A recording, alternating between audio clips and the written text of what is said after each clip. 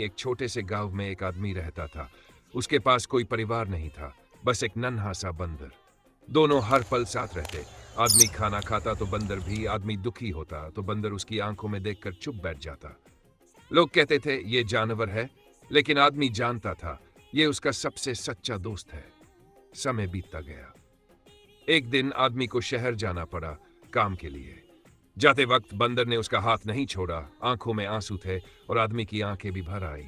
वह वादा करके गया, मैं वापस आऊंगा, लेकिन समय बीत गया। वह लौटकर नहीं आ सका। आज भी उस गांव के पेड़ के नीचे एक बंदर रोज उसी रास्ते की ओर देखता है जहां से उसका दोस्त गया था, क्योंकि बंदर को लाइक सब्सक्राइब नहीं मिला।